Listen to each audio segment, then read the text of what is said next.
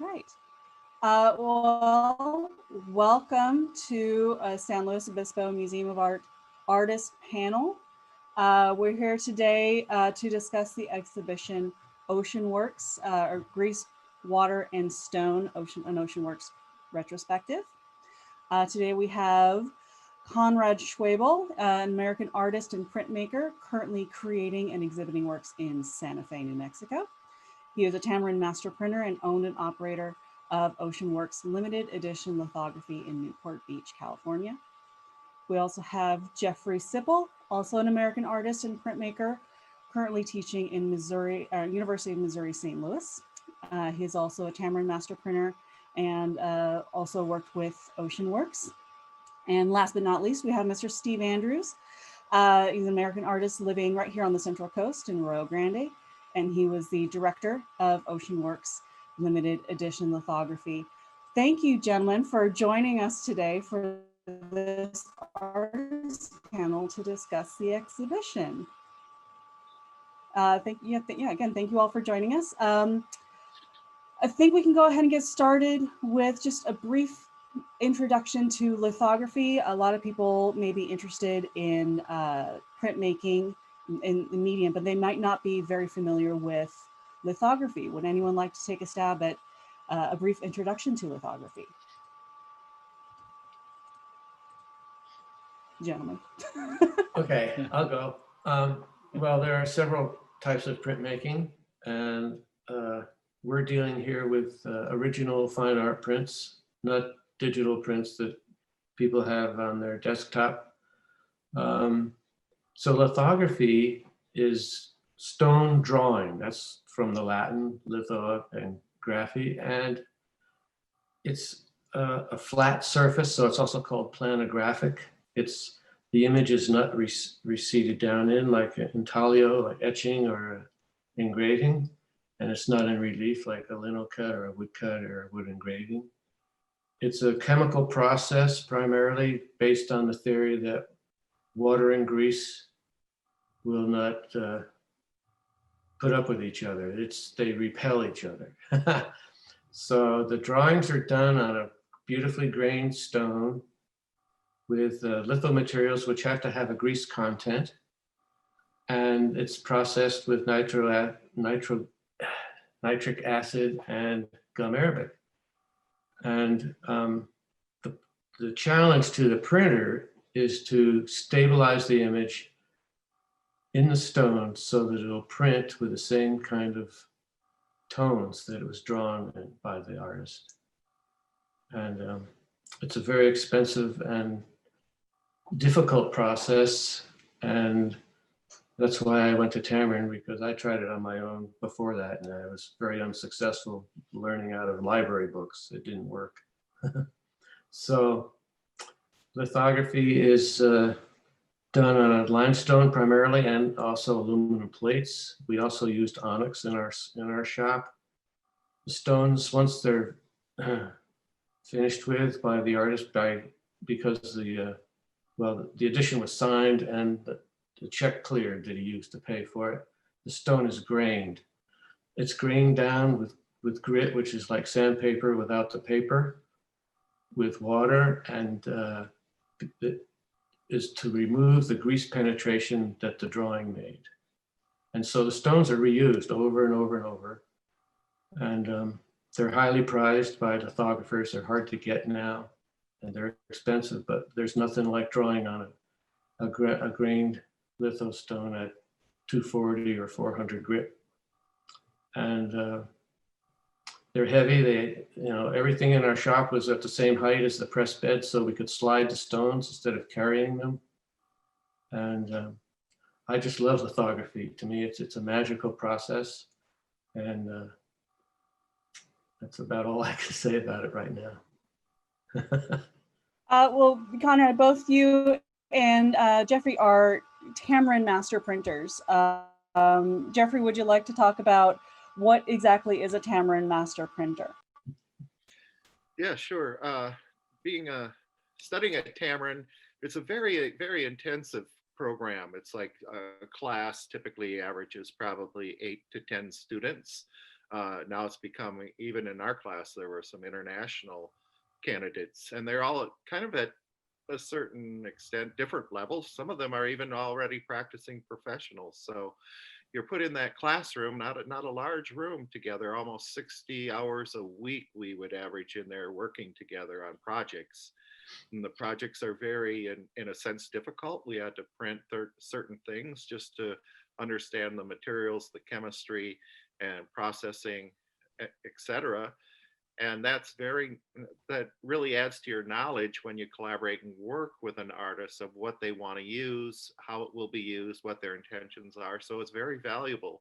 So, and typically after a year of that intensive training, we begin to collaborate. Typically it's with students or staff people initially, and then it advances to more professional artists that would come in and arrive. And Conrad and I, and there were three of us, Conrad and I and Bill Lagatuda, who advanced to the second part of the class, which is also, in a sense, and to give credit, is very competitive.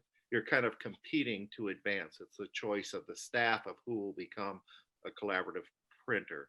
And so technically you're going to be really, really knowledgeable in the technique, almost an expert, if not an expert. But the collaboration part is also equally important. So when you graduate, that gives you kind of a certification that you have reached this approval and have that standard to go out and collaborate with professionals internationally if you so choose. And this is a Tamarind master printer is so important because a lot of printmakers that want to get into lithography don't actually print their own pieces. They rely on a Tamarind master printer. That's right. That's correct.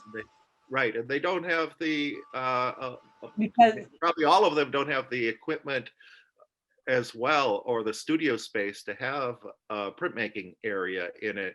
Valois Vigil, one of the artists we collaborated with, did, and Stephen and I went there and collaborated with him, which was just beautiful to go to his studio in Taos and work there. But typically they don't have the equipment either or the expertise, so they rely on us to come in and work with our knowledge to translate their visual intents to a fine art lithograph. And so you collaborated with a lot of the artists in this exhibition. Is there one that in this exhibition that you would particularly like to share a funny story about? I have because I'm sure you guys have funny stories. I have a great workshop story, we'll call it. And it really is a good story because it has so much that took place.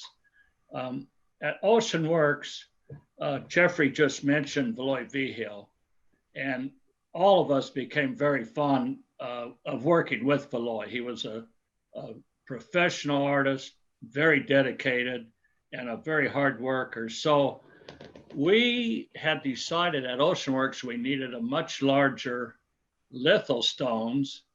And of course, after visiting Valois' studio and seeing the large paintings that he was doing, which was amazing, his son Dan had even built him a stage that he could move up in front of his canvases, and he could get up higher to paint his paintings because they were 7 foot tall, and he was throwing paint and had to get it up there.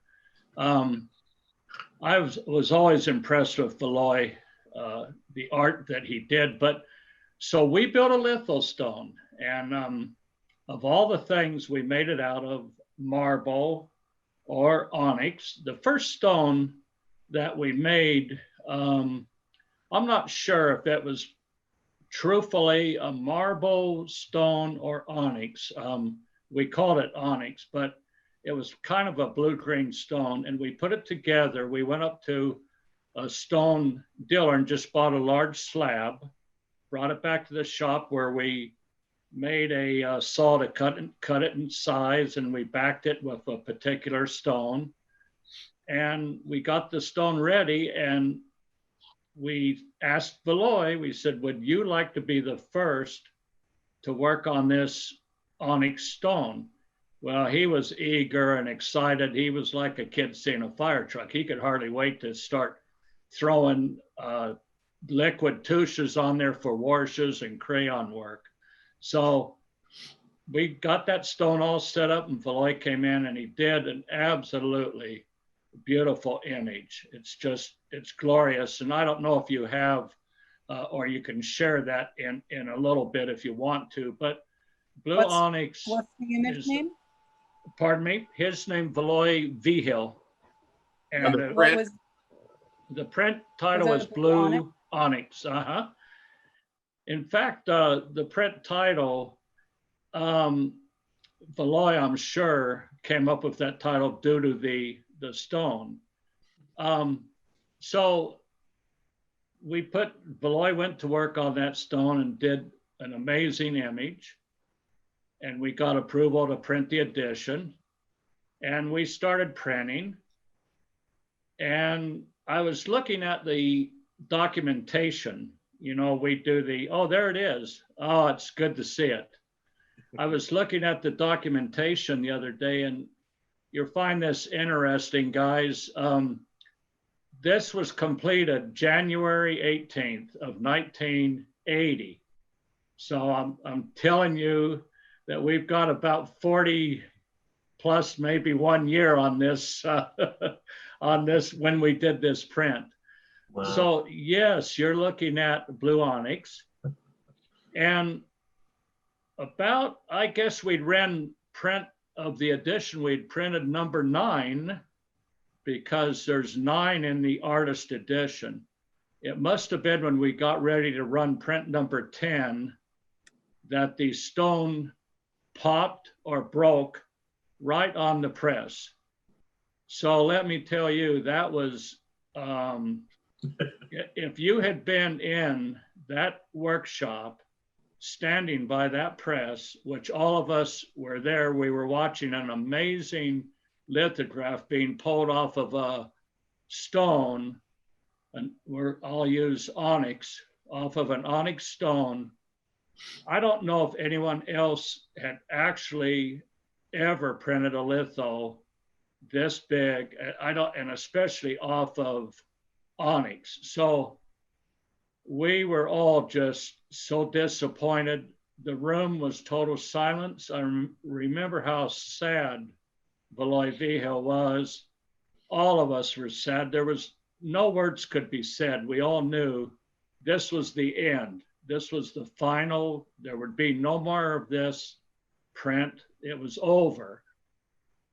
But now we're going to I'll call it how Valois as a professional artist and Conrad as a collaborator, a Tamarind printer. Valois went home that night, came back the next morning and said, we have printed a lot of the first 4 runs were color runs off of aluminum plates, and we had already printed those.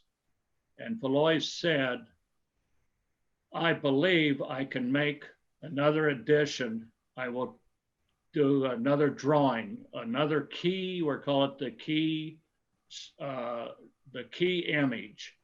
And Valois went to work, and that is where we came up with a print, which you also have there to look at. It's called Ella. Now, before we leave blue onyx, you notice how it's vertical. It's 44 high. It's 30 wide. It's on gray Reeves paper. If you go to Ella, you're going to see a horizontal print. And you will start seeing some of blue onyx in Ella if you pay some attention, especially to the red, I'll call them throwing of slash lines down by the horse's legs. And that'll help you kind of start looking at Ella and recognizing some of that. So anyhow, Valois saved the day. We printed Ella, and from Ella, we did an edition of 38. And that shows the professionalism and dedication. in the shop. Very, very proud of that print. I have one, and I will never ever have it leave my side. So I'm glad I could share that story. Thank you for letting me do that. And if you can show Ella. Yes, and both of those pieces are included in the exhibition. Amazing. Pardon me? I couldn't quite hear you. Technology is great, isn't it? Thank you for sharing that story. I can't believe that you were able to get a print that big. You said 44 inches high. Oh, yes. That's a massive stone. Yes, massive. I don't know so what you're saying about. I have no idea what the actual outside dimensions of that stone were. Naturally, they were bigger than the paper. I imagine that stone might have been about a 48, and it must have been 36 wide, or maybe a little wider than that. But it unfortunately, it did break on the press.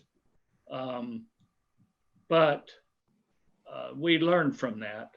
And the good news is that the next stones that we made, we bought a different stone, and we used a entirely different backing stone, which was actually pool table slate, which was a real find because the slate was already perfectly trued and parallel and flat and level in every which way. So that helped us immensely, because once we glued the new stone, which was a white Aphion onyx, on top of the slate, and the glue we used was rather interesting. We were so gun shy, I had to find a glue that would really work. And I ended up talking to the people at DuPont that made glue. And of all things, they shipped to us glue that was used to put these shuttle tiles on the shuttle that they would launch into space. That's the glue, same glue that we used to put the white onyx stone onto that pool table slate. You're not messing around when you're printmaking. We're not messing around. Well, so you have all these wonderful stories of working together and working with artists. Can you tell me a little bit about how Ocean Works came to be? Conrad, you want to take this one? Well, I guess it was in the mid 70s or late 60s.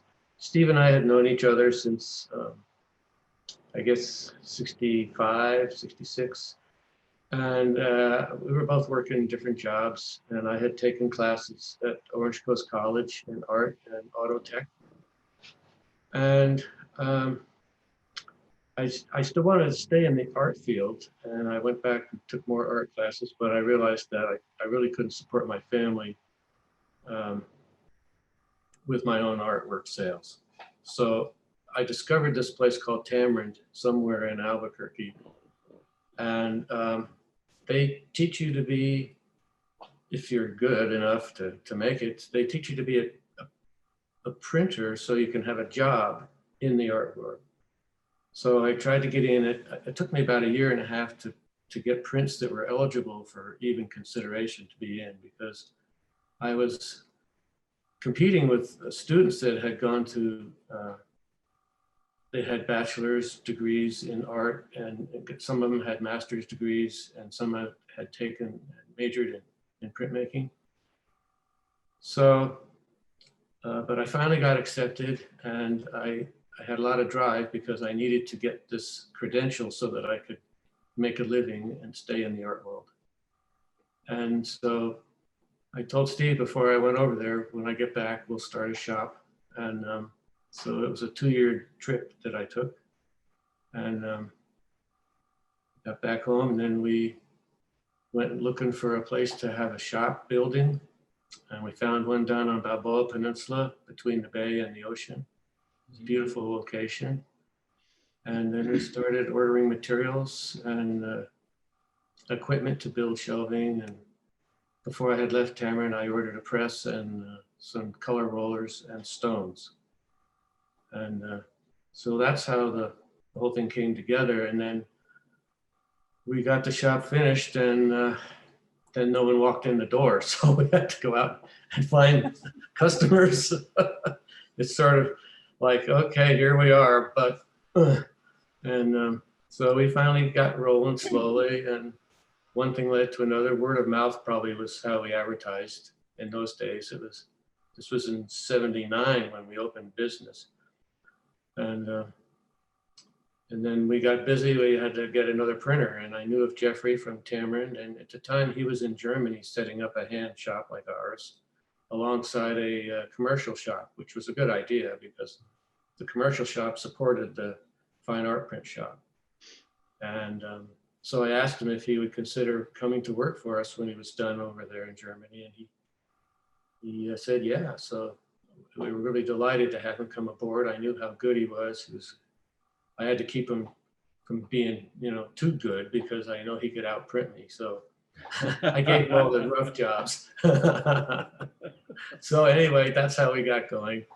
And eventually we were in the back of a long building, and in the front had been an antique dealership, which turned into a gallery. And they moved out. And so we popped a hole through the wall and we extended forward towards that other building, and we had our own gallery at that time. And we would give shows. It was really fun. We'd hang work we had printed, and we'd invite all the local gallery people and friends we knew, and we'd have a barbecue out back and have a really nice party. But there was a lack in sales, naturally. But we just kept printing, and we loved it. It was great. It's a magical process, and we were able to collaborate with really fine people. There are a few stories of projects that didn't work out, but I'd say 98% of them were really beautiful and successful. And we had a great crew. I mean, how can you go wrong? I looked forward to going to work every day. Yeah. So. Well, Conrad, you mentioned the word collaboration. That seems to come up a lot with lithography.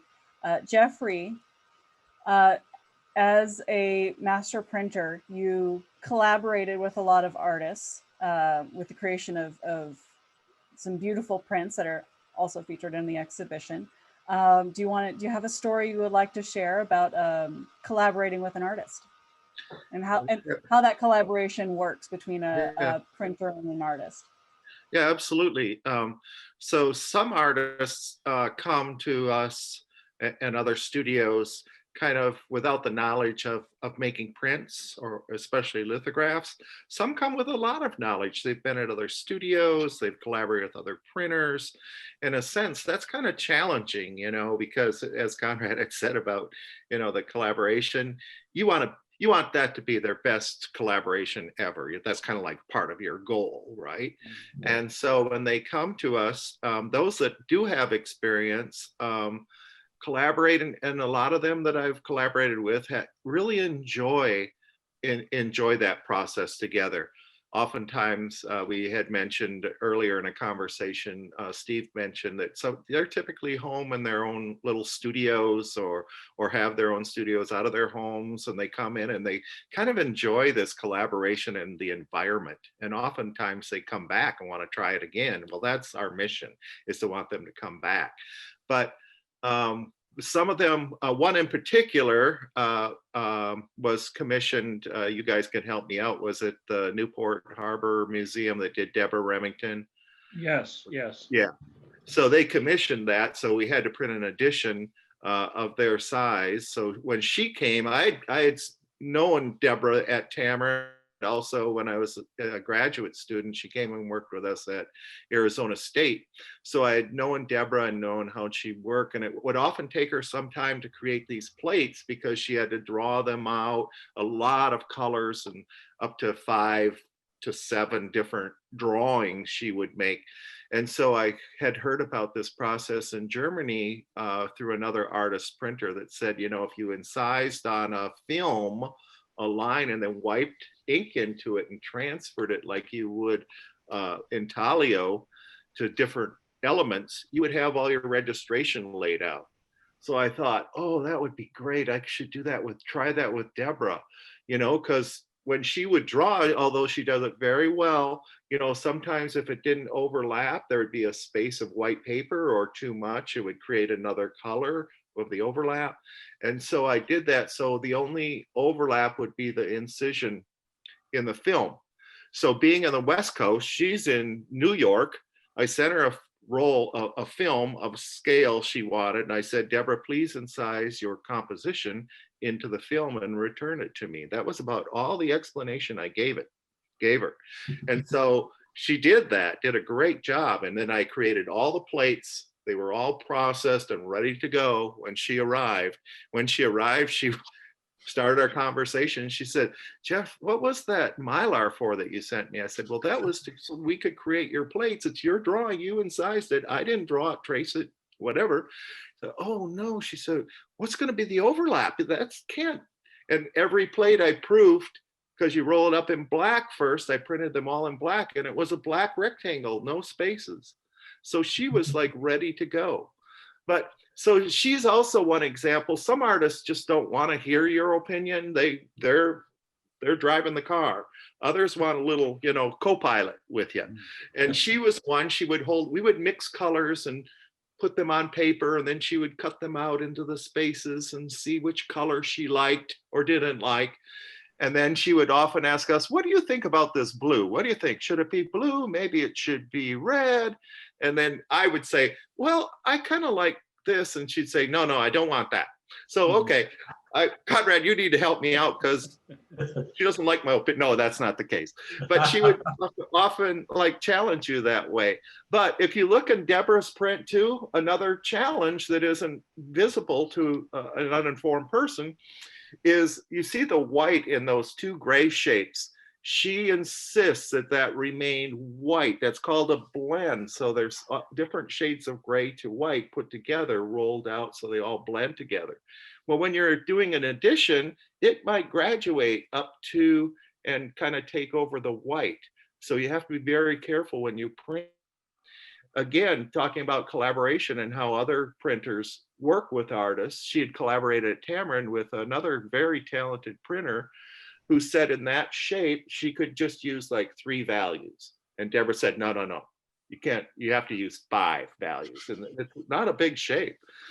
Okay, so she said that, and she said, yep, okay, I understand you're going to want 5 values. That's what I'm doing too. I'm not even going to challenge you for that. So, you know, those issues with collaboration are just beautiful. And who they collaborate with, you know, if she had collaborated with Conrad, it probably would have, even though there's not a lot of activity, okay, it's basically a color abstraction, but it probably would vary a little bit, you know. And other artists, they vary even more depending upon what techniques they want to use and apply. So right. I love that story with Deborah. Yeah. I worked with her at Tamarind. I did a smaller print, and she drew all the plates, and none of the registration lined up. I had to go back in and counter etch and delete, and so we saved a lot of work at the shop doing that print you just showed, because the registration was right on. And we put the paper on pins so it wouldn't shift by dropping it by hand. And it all had to be pre-stretched, because if you run a print without stretching the paper, it's going to change the registration because the paper is going to grow. So we learned a lot printing with her, and we learned a lot about color. Absolutely. Yeah. And her show was great. It was a retrospective of her paintings down at the Newport Harbor Art Museum. Giant paintings. They had all those blends, and they were all drawn by hand. We had to we did it on a roller, but she drew every one of those little blends on these huge scale paintings. It was amazing. She's quite a gal. Well, one thing I have noticed in this exhibition, some of the prints are massive. And I just have to think of how large the stones were that you used printing. I'm actually going to share a photo right now.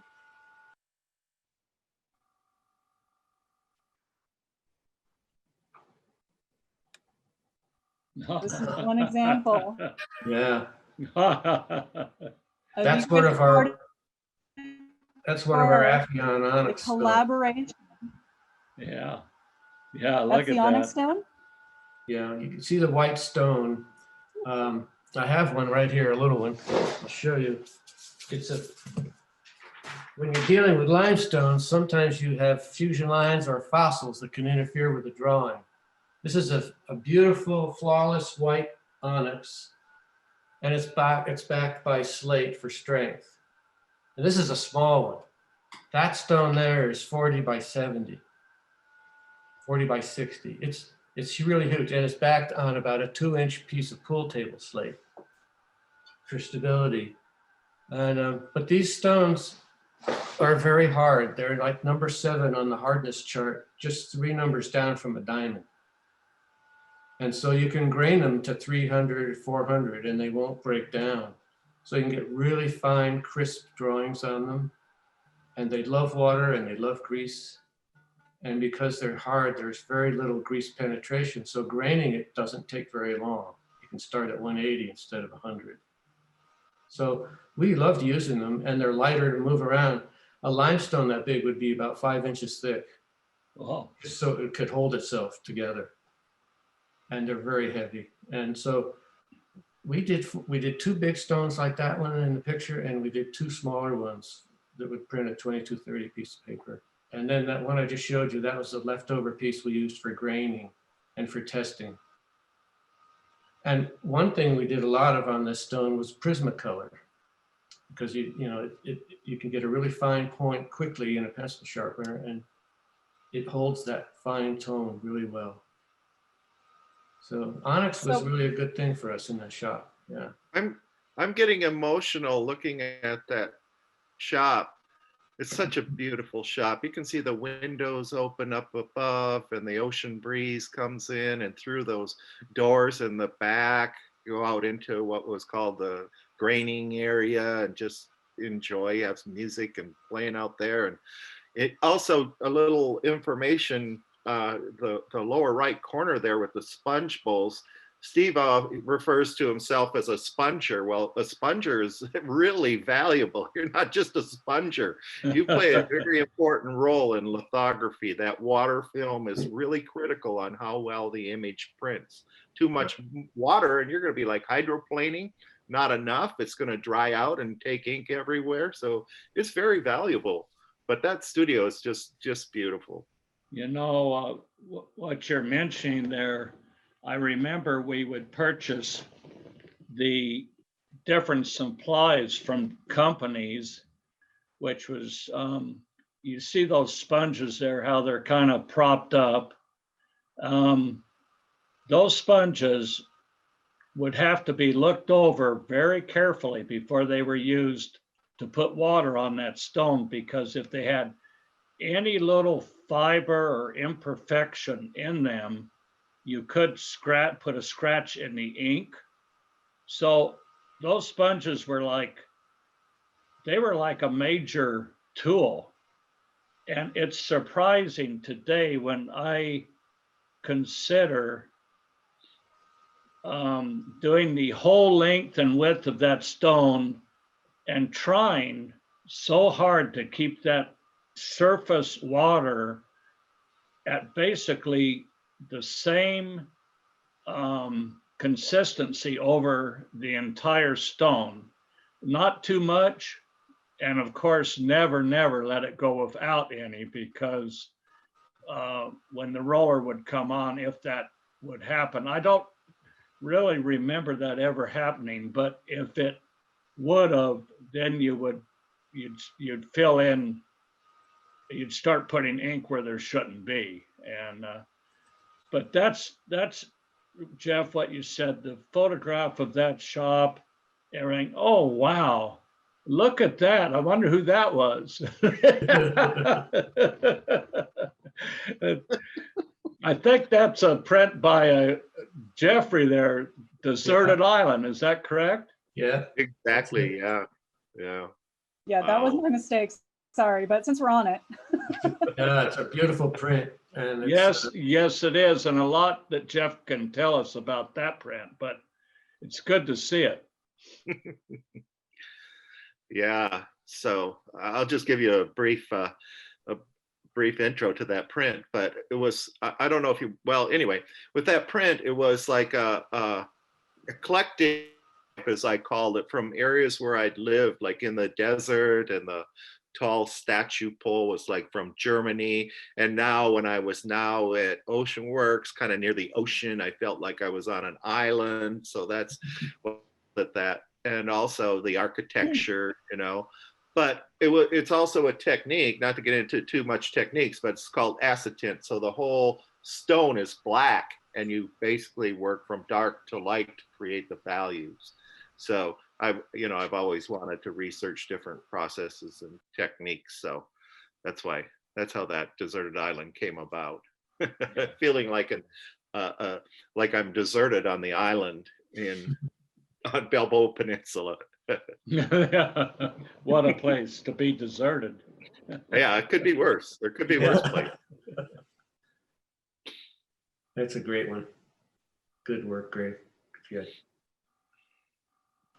Working at Ocean Works was kind of a magical experience. I can just imagine having a very creative atmosphere right on the beach, and it sounds lovely and relaxing and creative and inspiring and invigorating all at the same time. But Steve, I want to get to you. So you were a director at Ocean Works, and you helped build the collection that is, it's your collection that's in the exhibition. Oh, correct. How did you build it, and how did you get to the point where you wanted to share it with? Well, the building of the collection was easy. In fact, at SLOMA. I did not work very hard to build the collection.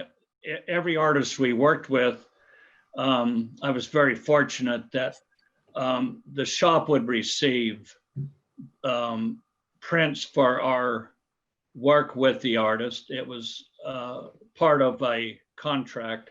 And I would get a print from every edition.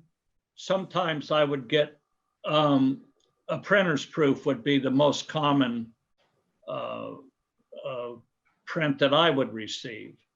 And so, of course, as those came to me, I kept them and set them aside for many, many years.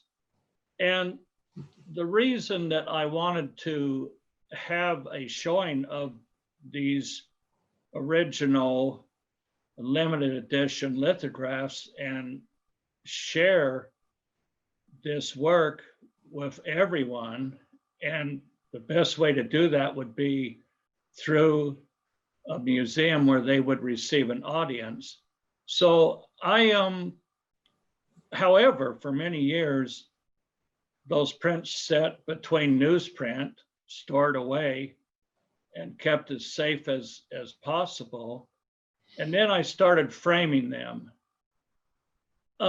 That's when it all happened, to be very truthful. As I framed them, I started seeing what I had that maybe I had taken for granted, because after all, when you were involved and you were assistant at the press and you're helping to produce these beautiful pieces of art, you're not seeing them maybe the same way.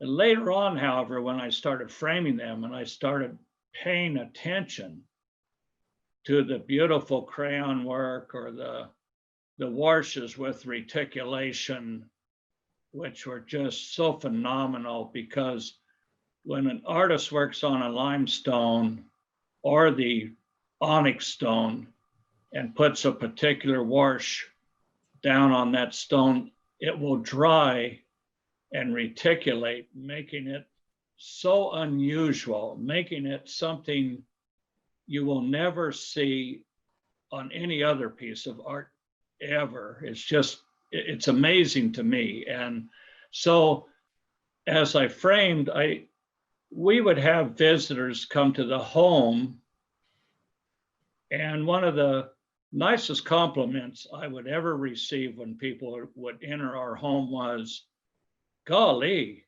you have a gallery here. Well, that was music to my ears. That person could come back every day if they wanted, you know. So I started realizing I did have something very special. I also had, it was a time era. In the early 80s, there was a lot going on with art. Art was happening, and lithographs were being pulled all around, and all the finest art magazines and galleries were carrying beautiful works that were produced in workshops, printmaking shops like ours. Some of them may be silk screens and some etchings and so forth. We just happened to be doing lithography, and it was a special time. So as I started understanding what I had and how could I share this with others, that's when the thought came to me, contact San Luis Obispo Museum of Art, SLOMA, and talk to you folks about, can we put together a showing of these lithographs? And I talked to Conrad about it. He was all for it. And I asked Conrad if he would write up a proposal, which he did. And we submitted that proposal to the museum. And that is how the show came about. Well, Steve, if you can talk a little bit about how, why it was important to you to share these pieces. I'm actually going to cycle through some of the images that are in the exhibition while you're speaking, just to give people a preview of some of the beautiful artwork that's up. Okay. So why was it important for you to share these pieces with the community? I think it was just a personal thing that these pieces brought to me so many memories and a lot of emotions that I just had to let others receive and look at what was accomplished and to enjoy it and to maybe motivate them to consider doing printmaking themselves. Oh my goodness. Well, you're looking at a lithograph there called Grease Logic, and that's Bob Alderette. I can't say, when I was talking earlier about warshas, I know that what we're looking at is very hard to appreciate totally, but that particular piece, the onyx stone that was done on, gave out just, those are beautiful washes to see in person, where you can walk up to that print and look at it. And I, of course, all along when I wanted to do the show at the museum, I had never considered that we would be doing it virtually. I'm so glad we are, though, because this can be shared with many, many others for years and decades to come. But this print, I can't remember how many colors it was, but there's Bob, Conrad could tell you this was, well, that's the print earlier. We had the photograph there. That's the one we were pulling off of that stone. And I can't remember what the edition was. Maybe it was about 30 of them, but that's 32 wide by 48. And I think it was done on Reeves, maybe white paper. I might have, or maybe Arjamari, something like that. But man, oh man, that's a beauty to see. And framing that is, I got to the point where maybe I was glad that's as big as we ever did. Isn't that a beautiful print? Oh, geez, this one is being it all. And the most amazing thing about that, around the outer edges, I'll call it kind of the gray, white, blue areas, that is a real fine, transparent, gentle wash that you're just kind of looking through it. And it's letting the colors and stuff behind it just filter through. That piece in person is just a beautiful piece to see. And look at that stark, dark black. Now, Conrad, that is not a black that was printed, is it? No. No. That consists of what, 3 colors or so to make it black? Yeah, 3 primary colors plus the silver on top on the borders. But that's what you can do with just 3 colors and mixing and overprinting. The black was all 3 colors and a solid, and it just built up richer and richer and richer. It's a really great way to work. Yeah, Bob Alderette definitely is one of our favorite artists.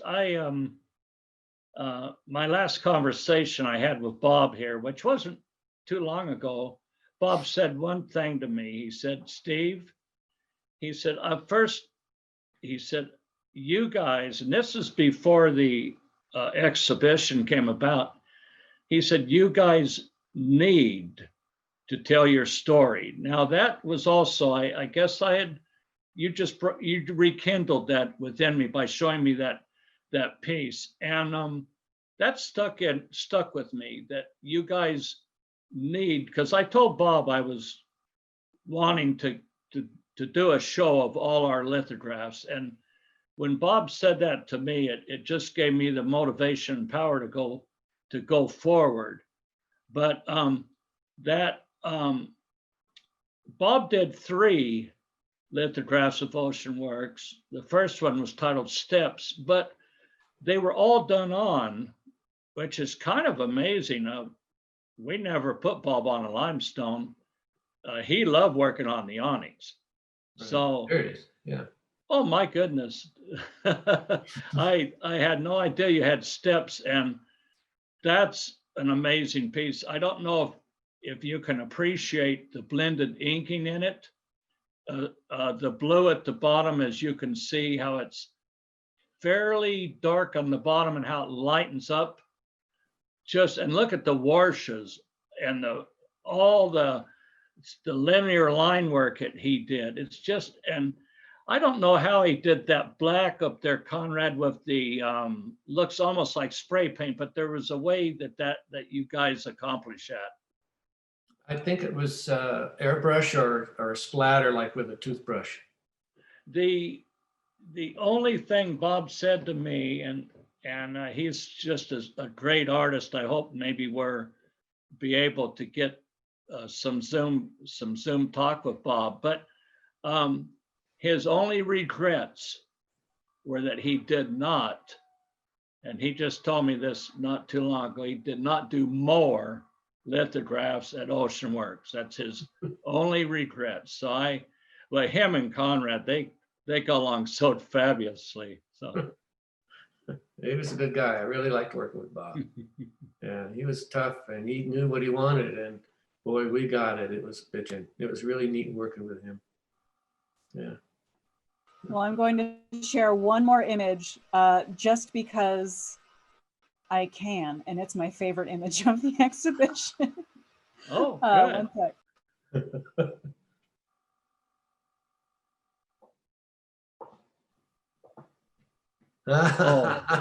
Oh my, it's so nice. Raul. Well, yeah, you know, that's Melancholy is the title of that one.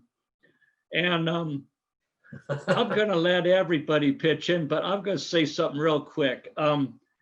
People see that image and they may not fully understand it, and I like to just throw it to them and let them know about it. The ladies, when they shop in the open markets in Mexico City and outlying areas, quite common to buy an iguana, but they literally do place the iguana on top of their head to continue to shop. The iguana will stay there, and they know that from watching other shoppers for years and years. This is standard place, and they will continue to shop and take the iguana home, and they will finally have will use the iguana for a wonderful meal. But so that's I love how Raul Anguiano captured that. One thing, all his images showed the strength of the women. They're wonderful renderings, and they're all pretty much, Conrad can tell I think pretty much litho crayon work. Is that right, Con? Yeah, mostly crayon and pencil, and he did some touches on some of the other prints. But what's unique about this one, Jeffrey did this one, the tone, the overall tone is a light value. And Jeff, you want to tell us how you got that? Absolutely. It's Oh, a I very love different- working with yeah. Raul. He was incredible. And so that's the example of an artist who does a lot, loves to make prints, loves collaborating, worked at other studios. In fact, a friend of mine, a past student of mine, gave me a portfolio of prints from Mexican artists from, I believe it was called the Taller Gráfico Popular. And so he was actually in that. When he came to do this print with me, I believe it was him, it wasn't my idea. He said, I want the stone grained really coarse so that texture is visible. So it has which also adds to the luminosity of it. And then you can see where the light areas are. He actually scraped those out to create the highlights. So that's kind of a unique approach. But what is so wonderful to work with an artist like Raul, who's so accomplished in many ways in other disciplines and media, is it's so facile for him just to sit down and draw. It like just spills out, like you'd spill a cup of coffee or something. That's it. And he was just wonderful to work with. You know, it's so, and you get that sense. And something else I wanted to share is like in collaboration, so you really get to know the artist. Initially it's kind of like a first date, and then as you get to know them and get to know all their characteristics, and now you're getting more comfortable with them, so it's just standing off a little bit, and then you touch, and pretty soon you're embracing each other and you know what they want. So but that was like that with Raul when he would come in, just wonderful. He's awesome, and he would tell us all great stories about his life and his life in Mexico. And he came to California quite often. I think he must have had a home somewhere in Orange County. He was a real gentleman. And one story that's probably, I don't know if anyone has ever seen this, I had never, but when Raul would come up and he would sign several editions normally, the way that he would pay us would be in cash.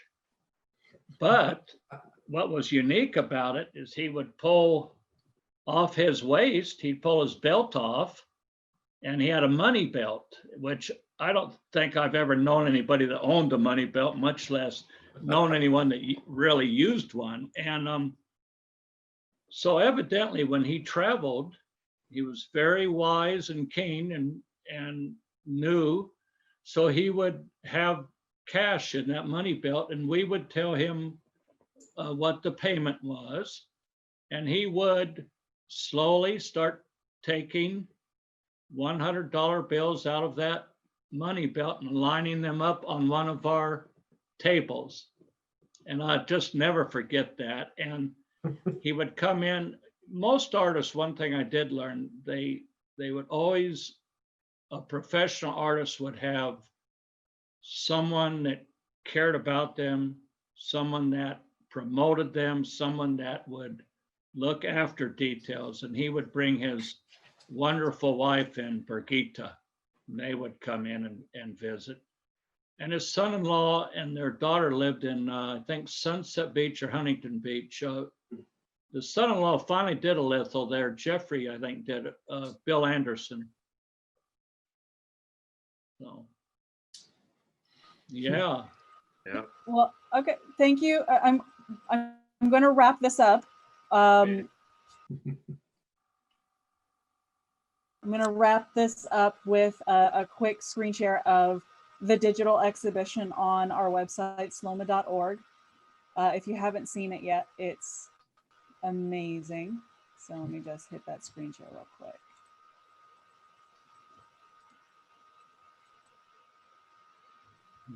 So here we have the exhibition website. If you're watching this on a replay, it's sloma.org/exhibition/Ocean Works 2021. And the full digital exhibition with high-def images is all on here on our website.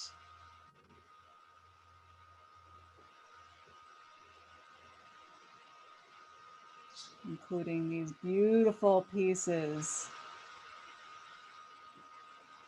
Oh, Blizzard. like Broken Arrow and That was Deborah quite a Remington, which we print. saw earlier. And has all of these beautiful pieces that are in the exhibition. So check them out. They are all available for free on our website, sloma.org. I want to wrap this up and say thank you, Steve, Conrad, and Jeffrey, for this wonderful and informative and fun art talk about grease, water, and stone. Thank you all for coming. And if you're watching this, enjoy Grease, Water, and Stone's digital exhibition on sloma.org. Thank you Thank for you, having us. Erica. Thank you. Thank you, Erica. It was Yeah. wonderful. Thanks a lot. Yeah. Thank you.